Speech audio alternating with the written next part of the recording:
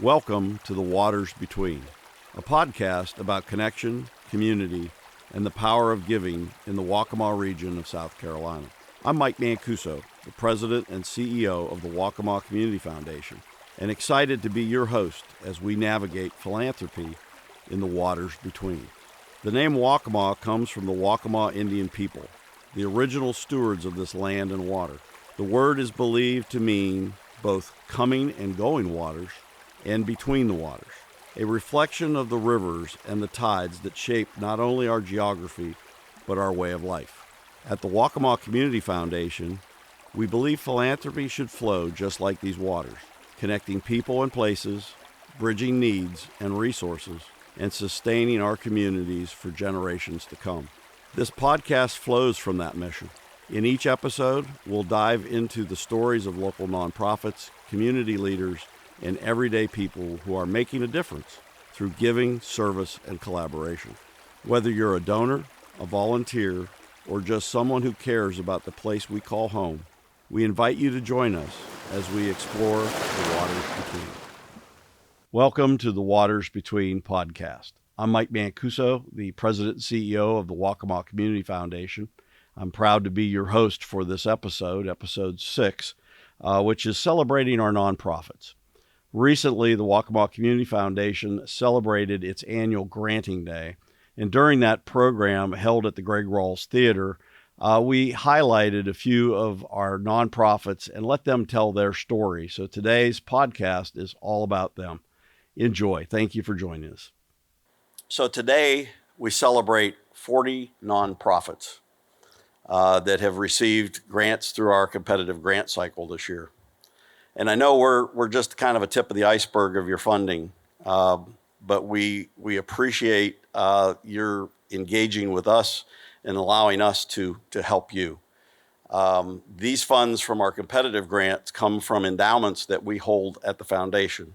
And our board has been very diligent in trying to build those funds so that we can make more happen in the future. And we'll be talking a little bit about that in a few minutes. So I'm going to start out and talk a little bit about the foundation, and so you kind of know behind the scenes or in the back row what we're trying to accomplish to support the work you do every day. So when I look at two simple things, I start with our vision. And our vision is the primary resource for donors and nonprofits supporting our region through servant leadership. We worked very hard to get to a very simple vision, and that's what we're pointed to every day. The mission drives us to the vision. And that mission is simply building and maintaining sustainable philanthropy in our region. And so you've seen our foundation kind of morph a little bit and get laser focused on that. Okay? This board of directors has set a 2040 goal of $100 million. And we're on track to do that.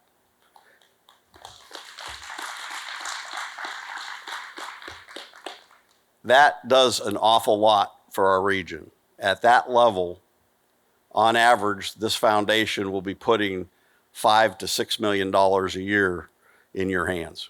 And that's the goal of this board. So understand that day in and day out, that's all we're focused on, is making sure that we can support you guys. So with that said, you've probably seen some things recently, and I'm going to show you one of the videos that we did that we actually were on TV for the first time recently. Can we roll that video? My family's called Horry County home for generations.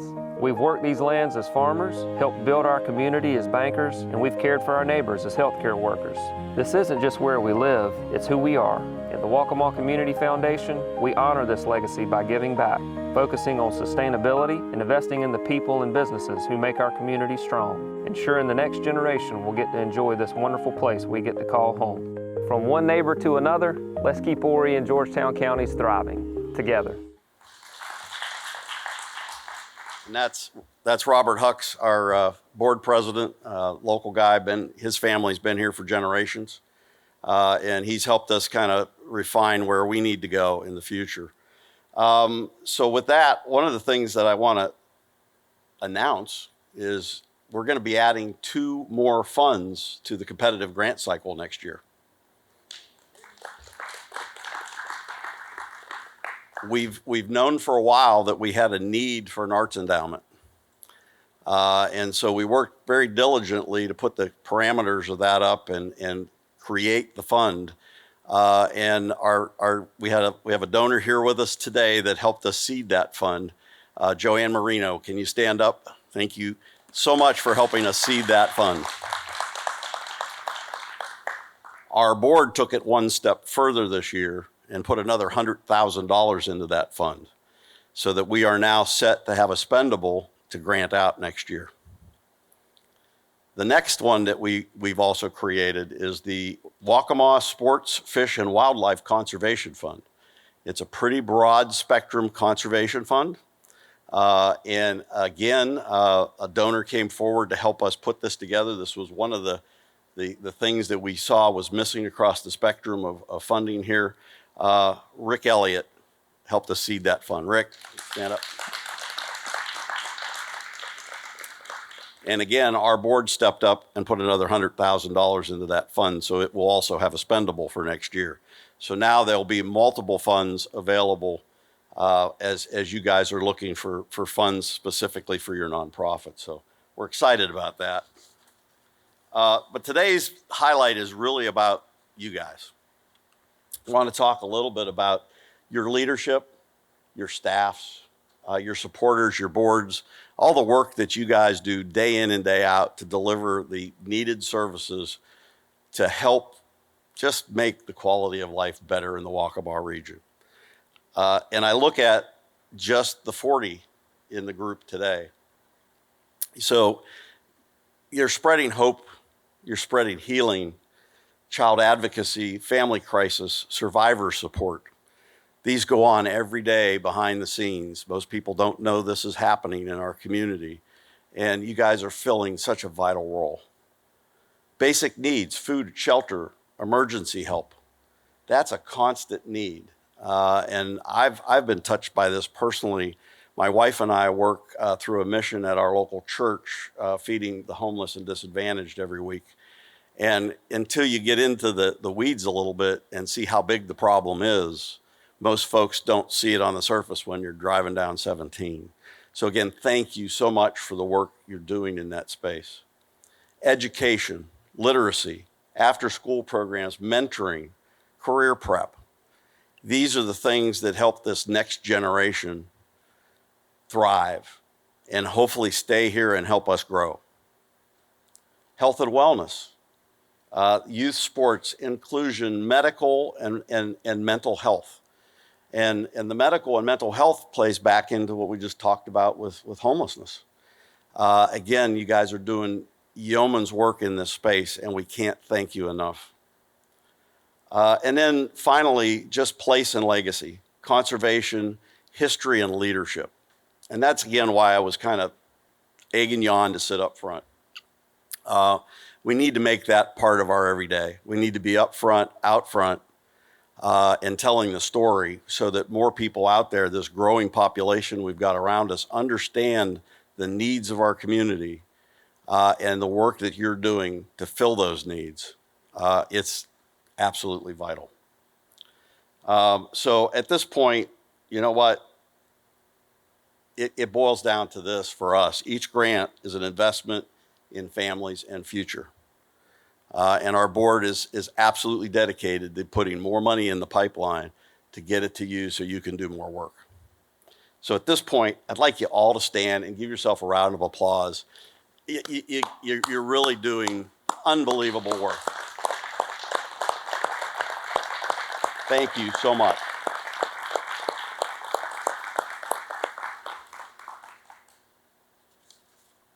So what we'd like to do next is spotlight a couple of you and let you tell your stories so we can hear a little bit more in depth of what our nonprofits are doing. And the first gentleman I'd like to bring up to the stage is a friend of mine, and he's shaking his head. No. Tyrone Wilson. He's the founder of and I always pronounce this wrong, the Twellum Teen Project. this is a mentoring project that is really doing some phenomenal work with the youth. So come on up here. And while he's walking up here, I got to give him a green light. The green light. And no red lights, no red lights. So the first time I met this gentleman, we were classmates in the Waccamaw American Leadership Forum, and we got to climb a mountain in North Carolina together, and part of that was a huge hike up the mountain, and you can look at me, I'm not in any hiking condition, and so we had this little rule that we used. It was if anybody in the group was having some difficulties, we'd do yellow light. And we'd all slow down and pace, and then we had red light. We had yep. Right, Mike. Yeah. Right, Mike. No. I'm not gonna tell on you. No. Let's say the two of us used red light a lot. There you yes. But I will tell you this guy's all about green light. Thank you for being here. Thank you, Matt. First thing I want to say, thank you, Waccamaw Community Foundation. I definitely want people to know more about what we do and what we're all about. We always hear now that there's no program for the young people. We hear in Georgetown County, Williamsburg County, and surrounding counties, there's no program. The TWLUM Teens Project has been around for over 9 years, working with kids in Georgetown and Williamsburg County. Again, our mission is to improve the well-being of our youth 12 to 18 through technology, education experience, and outing. Our goal is to take them outside of their community to show them a life. Because young people deal with so much at all times. So one program we started with, because there was a lot of suicide going on in the area. So we started the Youth Bullying, Suicide Prevention, Mental Health Awareness Workshop about 9 years ago. Because we saw this. If we work with young people, you see a lot. And the work that we do, we passionate about the work that we do. Again, we work a lot in the Carvers Bay area, in the rural area. If you've never been to the rural area, and I mean across the bridge and across the mountain and into the woods and the scenery, deep, it's a lot going on. And the kids need us in the work that we do. That's why we're so passionate about what we do. We're happy, once again, for Waccamaw Community Foundation.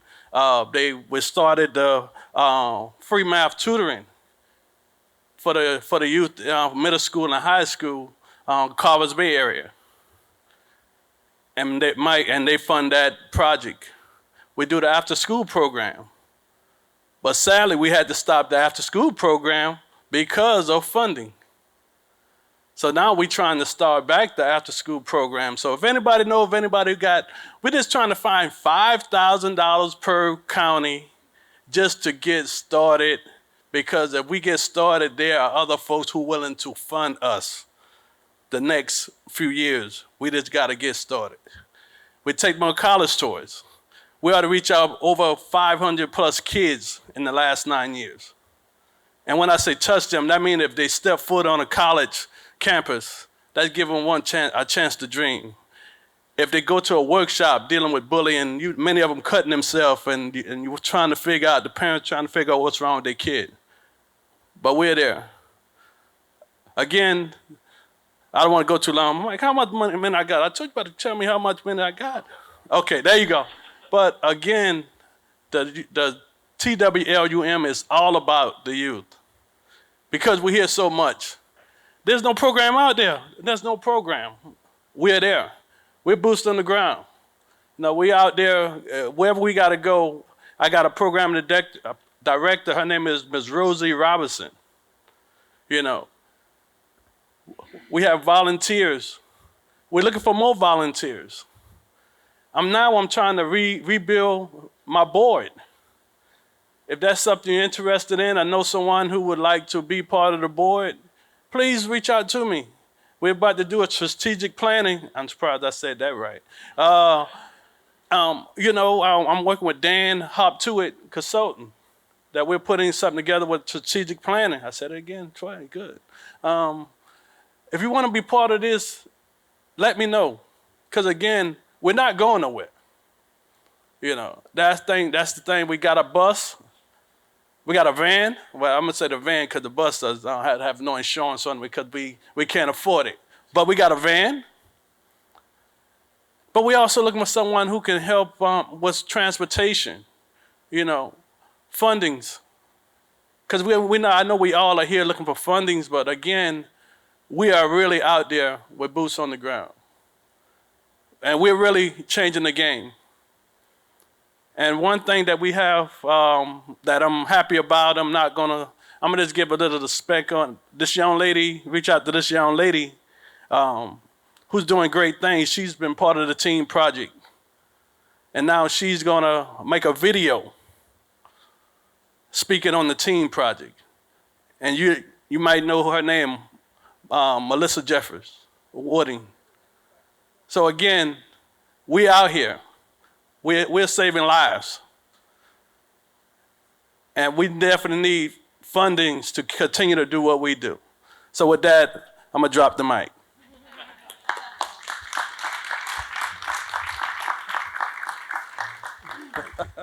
Appreciate it. Yes, sir. All right, thank you. All right. So I got a question to ask. How many youth have gone through your program? Yeah, over 500. Over 500. Yes, sir. That's phenomenal. And you've been around how many years now? 20 years in the nonprofit world. There you go. 20 years. All right. So I hear a theme about we need funds to do this work. So keep that in mind as we talk forward here. So our next speaker is key to transportation in this region.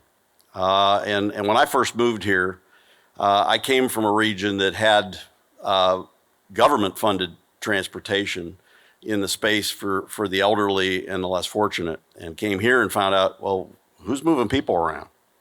And here's this nonprofit filling this space. So Aaron Walters, from Neighbor to Neighbor, if you come up and tell us your story. And we appreciate all you're doing. We appreciate you. Thank you. I'm going to steal this off too. Good morning, everybody. I'm Erin Walters, the CEO of Neighbor to Neighbor. We've been serving Horry for 20 years, Georgetown County for about 12, and Williamsburg just about 3 years. We are very grateful for Waccamaw Community Foundation has been funding us since 2014 on and off. So really great partnership there. And if you don't already have an endowment with them, you need to start one. We have an endowment with them, just waiting for it to mature. No. So our vision is a community where every adult thrives and maintains independence. Our mission is to, I like saying, drive access and independence for older adults, adults with disabilities, and veterans through transportation, pantry deliveries, and connectedness. We're celebrating this year that we have achieved over 8,000 rides, which is an opportunity for this community to stay healthy. And if you didn't know, we don't own a car. Chick-fil-A has more vehicles than us. Our volunteers do it completely out of their heart and with their own resources. We are just beginning mileage reimbursement for our volunteers at a modest 49 cents per mile, which there's lots of tax implications. There'll be a cap there before they have to count it as income if you didn't know. So we have covered over 330,000 miles between all three counties. And we understand our opportunity. We know there's a gap. We're actually unable to still fulfill over 100 medical rides a month. That means linking someone to an actual volunteer. Once the volunteer signs up for a ride, they're 99% dependable. They complete that ride. But there's a gap. There's just too much need in the area. We're working on a routing process to get more people in a vehicle. If I could get an extra person in every vehicle happening right now, we wouldn't need another volunteer.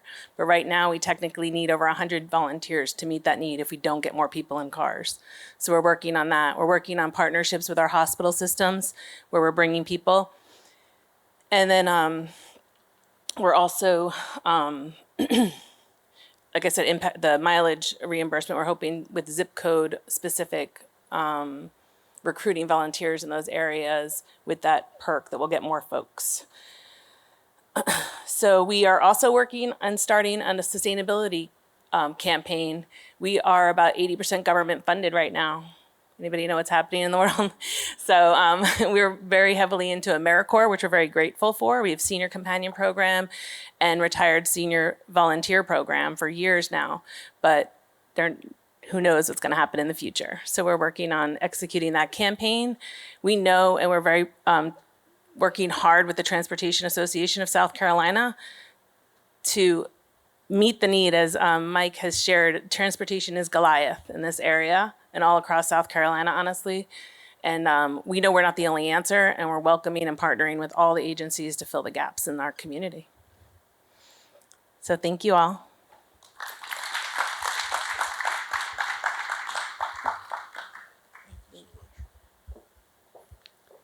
Appreciate those stories, and I'm sure you all have similar stories about funding, and again, we're here to help and to actually add some tools to your toolbox in that realm.